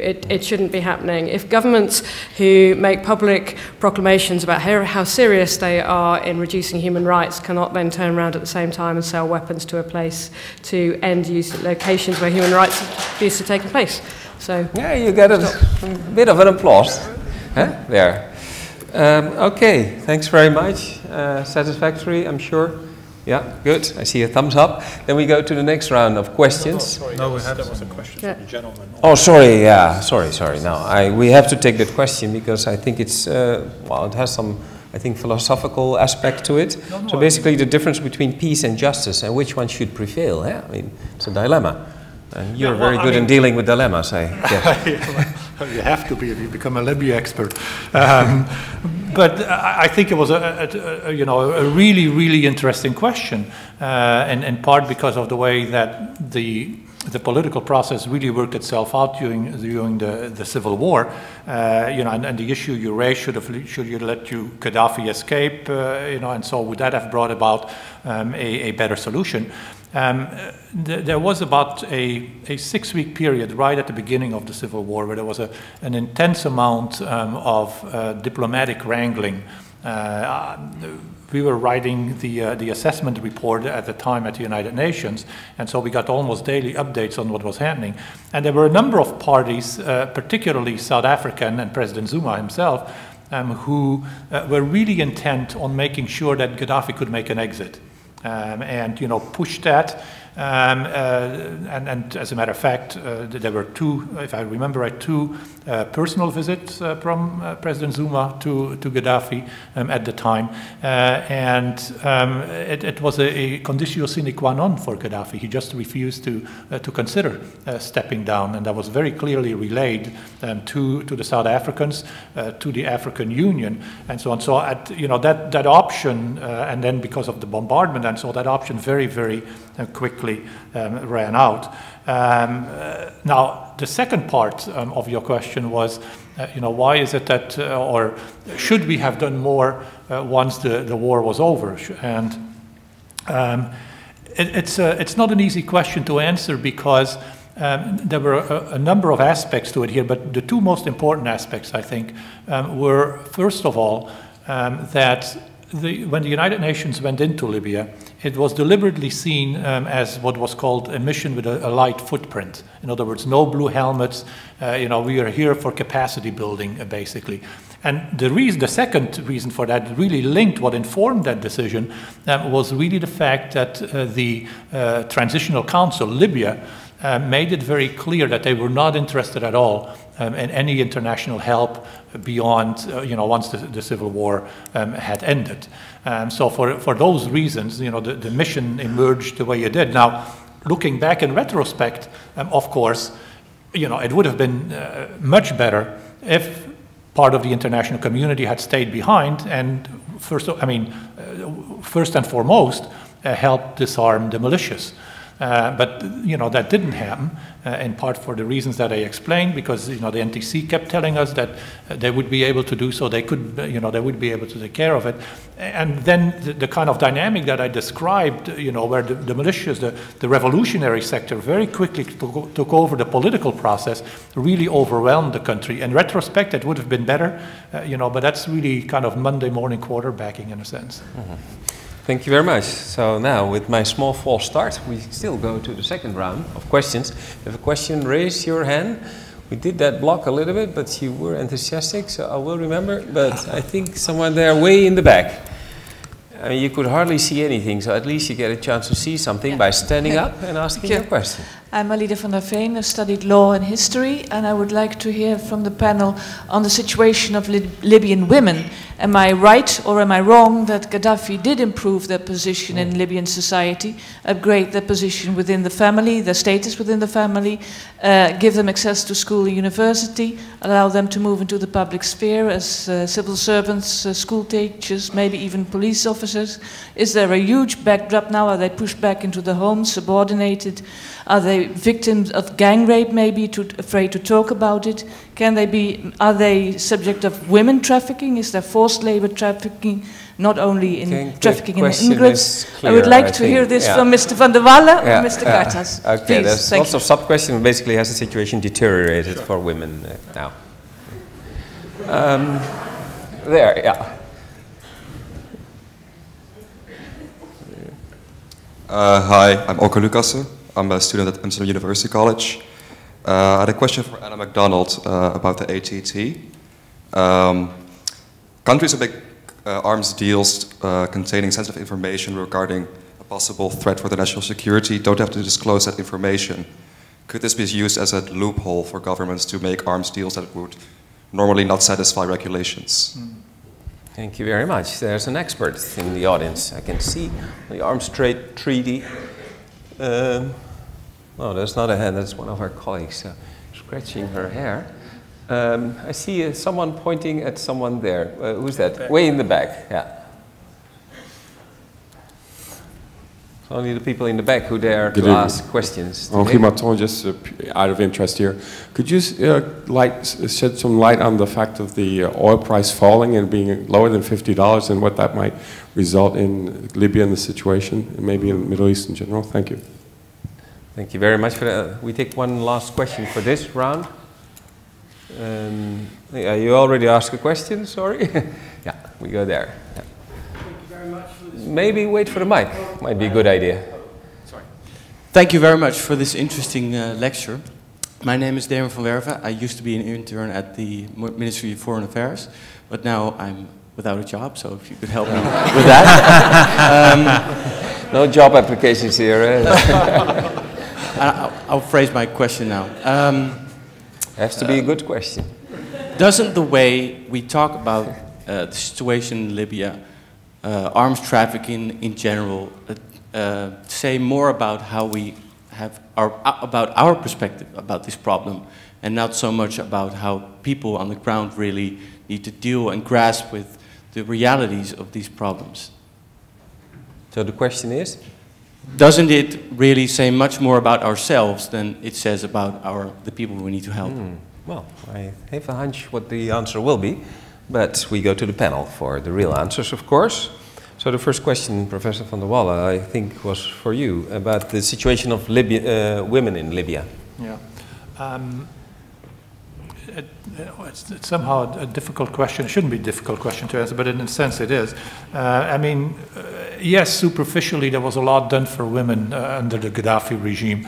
But believe me, a lot of that, you know, you all remember, you know, the Amazons that traveled with him and so on, and that was, you know, geez, you know, what a perfect press opportunity, right? I can tell you, if you were in any situation where there was any hint of a security risk, they were pretty summarily pushed aside by the real security people. So there was a lot of very artificial reforms. Yes, there was a woman who became Minister of Education in Libya under Gaddafi, and in general, I think it's fair to give him credit for at least, you know, bringing up a number of issues that traditionally had not been talked about in Libya, including issues of divorce and so on. And of course, during the Civil War, at the beginning of the Civil War, what we really saw was a flowering of a number of NGOs that really put women very central as part of their mission. You know, it reminds me a lot of really what happened in the civil war in Algeria and in its aftermath. And remember that also in the Algerian civil war, you know, women were very prominent, you know, became very prominent as couriers of weapons and so on, and had been promised by the then provisional government in Algeria that once the war was done, you know, the women would have a prominent role, which of course, as we now know, if you look at the Algerian government, you'll be very hard pressed to find a woman there. And that, you know, in part has to do, I think, you know, with promises during the revolution that are forgotten, much like they were forgotten in Libya. But it also, I think, has to do with the innate conservative nature of the country as well. And I remember when, particularly during the pre-assessment report at the United Nations, that one of the issues that was repeatedly stressed, and that the United Nations was very adamant about, that it should be part of the platform, as you know, the UN went into Libya after the civil war in September 2011, would have been women's rights, and this was really very prominently stressed. And you know, I made the point during those discussions that I thought that would hardly be an issue at all in post-war politics, because I had a very good inkling of, you know, what would happen to the role of women once the euphoria of the civil war had worn off, and I think I was exactly on the mark for that. So, summarizing, does it mean that women are not better off now, or? Well, I mean, no, it's sort of this. The assumption in the question was that and that was what I understood. I might be wrong. They said under Gaddafi it was not too bad for women. Yeah, well, I mean... But I don't know if that assumption is correct, what the situation is now. Yeah, well, I mean, but, you know, it really depends on what you mean by better off and what particular aspects of their lives. Because, yes, every Libyan is better off to the extent that he or she can freely speak, you know, something that couldn't be done.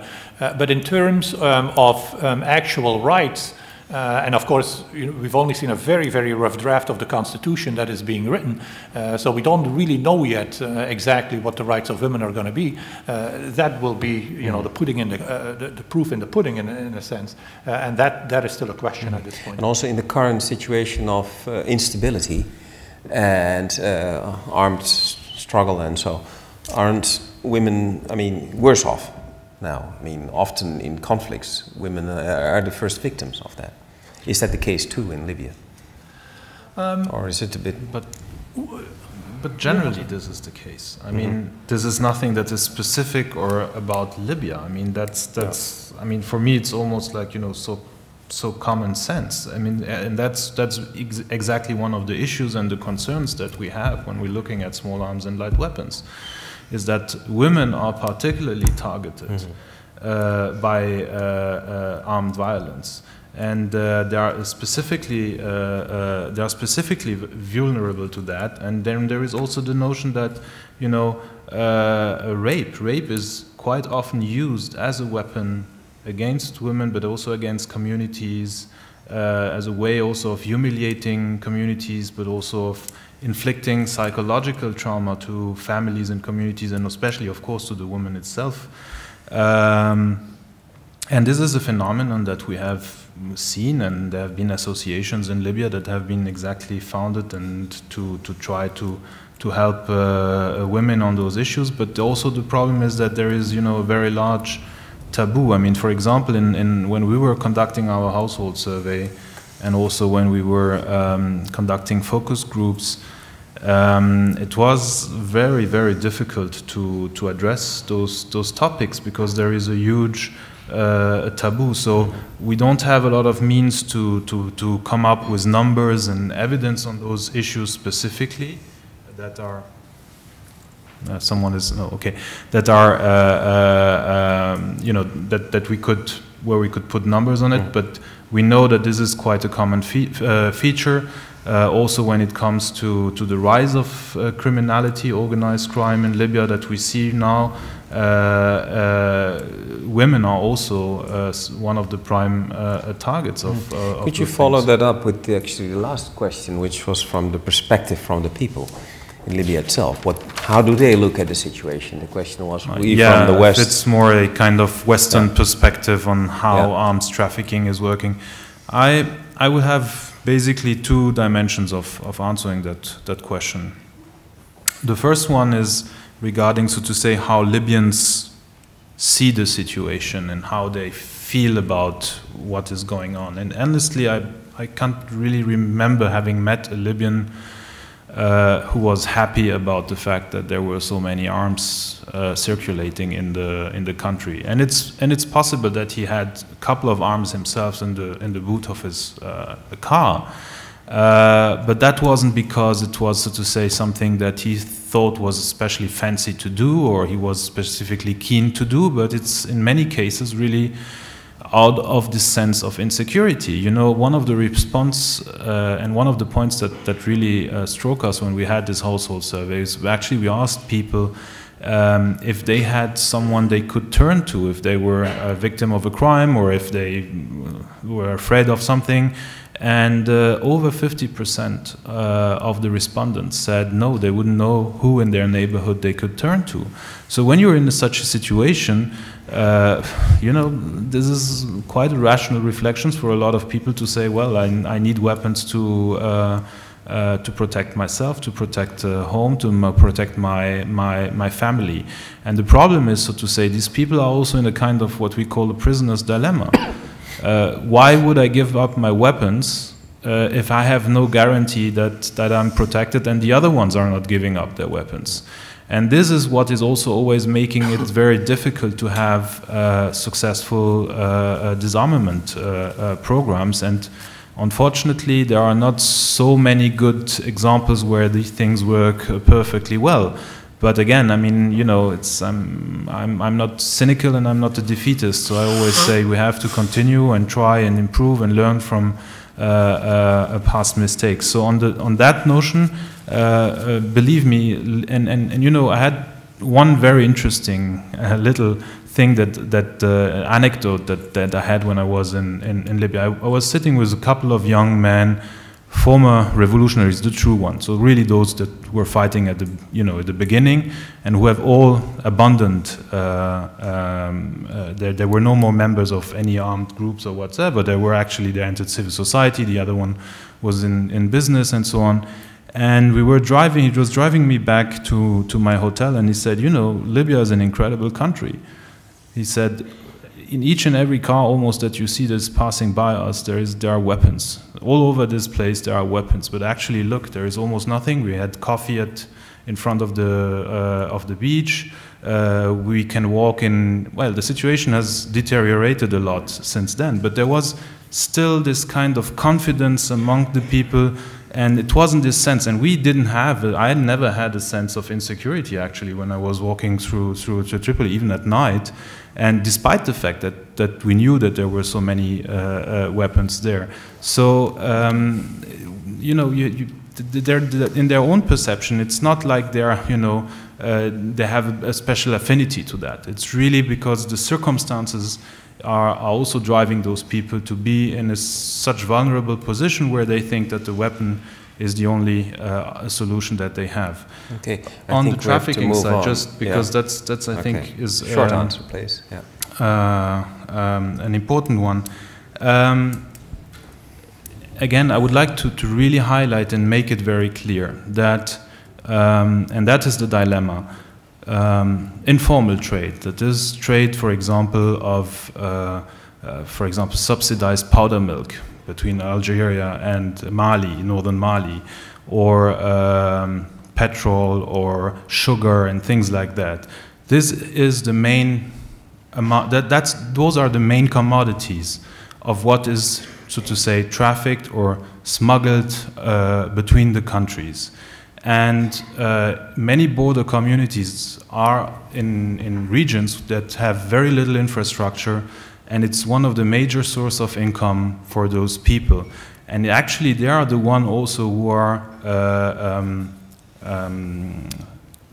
the most hit and the most hurt by the fact that drugs, for example, entered a couple of years already before, long before the fall of the Gaddafi regime, entered the trade. You had criminal organizations who started to enter into these networks, already increasing the insecurity and the criminalization of those networks.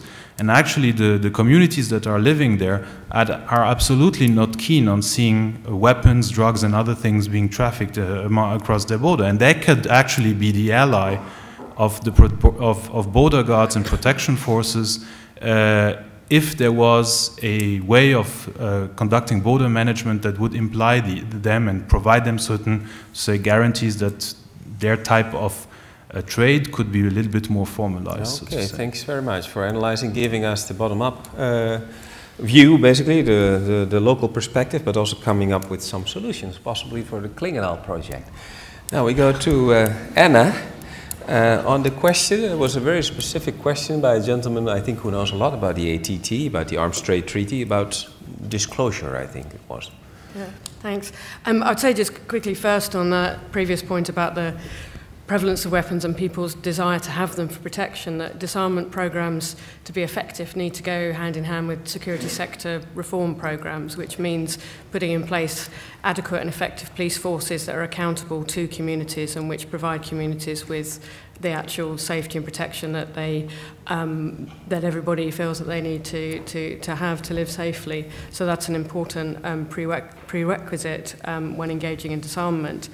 Specifically on the issue of the transparency or not of arms transfer decisions, so it was a huge topic of debate during the negotiations for the treaty, was whether reporting would be public or would it be allowed to be secret.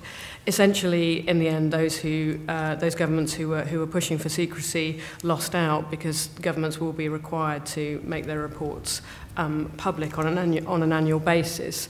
As they make their risk assessments, the detail of each risk assessment as it's going on will not be required to be made public, but the results of what governments have actually transferred will be. We are encouraging governments, as part of good implementation, to also share where they have denials. Some governments do that, and it's very helpful, because sharing where a transfer denial has taken place assists other governments who maybe then that company goes to them and tries to get an authorization in that way. It helps with the consistency and the universalization of the norm within the treaty. And in earlier events, as part of these events, we've been talking with other officials about the importance of doing that within Europe to try and help the EU common position be more consistently applied, and now Europe's adherence to the ATT to be more commonly applied. So that would be very, very helpful. And I'll just comment lastly on the issue around gender. We see it as a success that the Arms Trade Treaty includes a specific criteria on gender-based violence. It's the first international treaty to specifically have a reference to gender-based violence within its criteria. Again, it was hard fought for. There were a few governments, principally the Holy See, actually, that fought against including that criteria, but the majority did want it, and it became a very a topic that got support of well over 120 governments pushing for it. The importance of that criteria is that it means governments actually have to make risk assessments around the type of gender-based and sexual violence that Moncef was talking about, and the risk of arms being used to perpetuate or fuel such violence. Again, there will need to be a lot of work to ensure effective implementation on that, and we're working with governments now on what needs to be the effective guidelines for how to implement it. It's quite an interesting area to work in, because it's quite innovative. It's new for some governments to have to look at this, but potentially it could also be very helpful. I have one eye on the clock. because I'm always squinting, so one eye on the clock, one eye there, and we are approaching sort of the final hour, minute even, and we have one more question on the oil price falling and what the consequences are. Who would like to give a very short answer to that? Yep, very short. Very short, the situation is really dire. With the fall of the oil, of the price of oil, the 60 billion dinar budget that I talked about is roughly halved. With the kind of outlays that I've told you about, for subsidies and wages, which keep increasing rather than decreasing, we've seen a number of almost desperate activities, both by the central bank in Libya, by some of the directors of Libyan Investment Authority who've made a number of visits to Washington and European capitals. The IMF has issued a number of reports in which it's very clear that unless the situation changes quite dramatically, and remember, we're living in a situation where Libya one day may export 100,000 barrels of oil, the next day 900,000. It kind of keeps varying, but it really should be, to make the national budget work, it should roughly be at about 1.3 million barrels a day. So what that really means is that in practicality, two things are occurring. First of all, any kind of development budget, long-term development budget, has been thrown out the window.